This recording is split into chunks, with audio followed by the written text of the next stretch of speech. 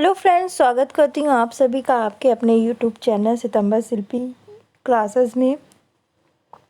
Friends, आपका class 7th का home science की बुक चल रही है, जिसमें आज जो पढ़ेंगे चैप्टर 10 पढ़ेंगे पाक कला। ये चैप्टर हमें आज कंप्लीट करना है, तो चलिए शुरू करते हैं आज की क्लास। देखिए, पाक कला क्या है। पाक कला तो यदि थाली में गरम गरम फूली रोटी और सुगंधित सब्जी रखी हो तो ऐसा कौन होगा जिसका मन खाना खाने का नहीं करेगा। बिल्कुल गरम गरम खाना हो तो सबका मन खाने को करेगा। खाना यदि उचित विधि से तैयार किया जाए और सुंदरता से परोसा जाए तब ऐसा खाना खाने में तो स्वादिष्ट होता ही है, साथ ही देखने में भी आकर्षक लगता है। आइए कुछ भोज्य पदार्थों को बनाना सीखें। तो ये रोटी है, इसमें बताया है कैसे रोटी बनानी है, आटा कैसे हमें मारना है। सूखी सब्जी ये इतना इम्पोर्टेंट नहीं है, ये नॉर्मल चीज़ है, तो मैं बस ऐसे दिखा दे रही हूँ। जो इम्पोर्टेंट लाइन होगी बस वही मैं बताऊँगी। ये बताया गया है भिंडी की सूखी सब्जी कैसे बनानी है।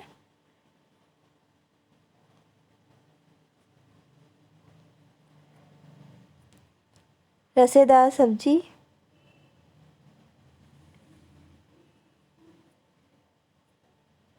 लौकी का कोफ्ता, तहरी, आम का पन्ना कैसे बनाना है, ये पूरी विधि है। अब इसमें है कि भोजन परोसना क्या है, परोसना होता क्या है। तो भोजन बनाना ही पर्याप्त नहीं होता है, अच्छे से अच्छा भोजन भी यदि उचित ढंग से ना परोसा जाए तो वह स्वादिष्ट नहीं लगता। यानी कि आपने सब्जी बनाई, रोटी बनाई, चावल बनाया, सूखी सब्जी बनाई, सब ऐसे ही हौच पौच करके थाली में परोस के दे दिया तो अच्छा लगेगा नहीं। आप ढंग से सैलेड रखो, रायता रखो, सूखी सब्जी, रसीली सब्जी सब ढंग से रखो तो देखने में भी अच्छा लगता है, खाने में भी। भोजन परोसने भी एक कला है। भोजन परोसते समय कुछ बातों का ध्यान रखना है। पहला तो ये कि भोजन परोसने का स्थान साफ होना चाहिए। भोजन परोसने वाले व्यक्ति के वस्त्र साफ सुथरे और नाखून कटे हुए साफ होने चाहिए, उनके बाल बिखरे ना हो। भोजन परोसने वाले व्यक्ति को प्रसन्नचित्त होकर ही भोजन परोसना चाहिए। भोजन परोसने से पहले पीने का पानी रखना चाहिए। भोजन खाने के बर्तन स्वच्छ होने चाहिए। थाली में या खाने की मेज पर व्यंजन इतने आकर्षक ढंग से परोसे जाए कि खाना खाने वाले व्यक्ति की भूख बढ़ा दे। यदि खाने की मेज पर परोसना हो तो मेज पर फूलों का एक गुलदस्ता होना चाहिए। भोजन में सलाद का प्रयोग अवश्य होना चाहिए, किंतु इस बात का ध्यान रखें कि सलाद में प्रयुक्त सामग्री भली भांति धुली हो और प्लेट आकर्षक ढंग से सजाई गई हो।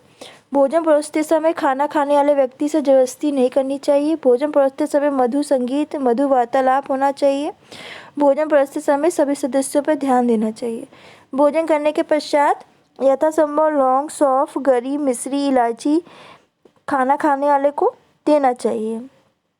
अब रेगिस्तानों की पूर्ति देख लीजिए कि भोजन परोसने का स्थान कैसा होना चाहिए, नीचे कमेंट बॉक्स में बताइएगा। भोजन परोसने वाले व्यक्ति को डैश होकर ही परोसना चाहिए। भोजन परोसने वाले व्यक्ति को डैश होकर ही परोसना चाहिए, ये नीचे कमेंट पे बताइएगा। आम के पन्ना की आवश्यकता कब पड़ती है, लौकी के कोफ्ते में किस प्रकार का बेसन का प्रयोग किया जाता है, ये दोनों ही आंसर आप नीचे कमेंट बॉक्स में मुझे बताएंगे तो मुझे पता चलेगा कि आपने क्लास ढंग से अटेंड की कि नहीं। तो इसी के साथ चैप्टर 10 फिनिश होता है। नेक्स्ट क्लास में हम लोग गृह प्रबंध 11 चैप्टर है, इसको कंप्लीट करेंगे। गृह प्रबंध होता क्या है ये इस चैप्टर में अच्छी तरह से बताया गया है, इसको समझेंगे, जानेंगे, इस चैप्टर को फिनिश करेंगे। फिर आपका 11 के बाद 12 चैप्टर आएगा धुलाई कला, इसको कंप्लीट करेंगे और इसके साथ आपकी क्लास 7th की जो बुक है वो कंप्लीट हो जाएगी। तो फ्रेंड्स, आज के लिए बस इतना ही। चैनल को सब्सक्राइब नहीं किया तो चैनल को सब्सक्राइब कर ले।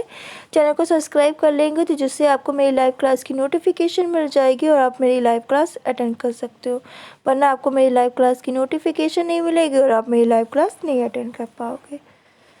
वीडियो अच्छी लगे तो इसे लाइक जरूर कीजिए, चैनल को सब्सक्राइब कर लीजिए। धन्यवाद।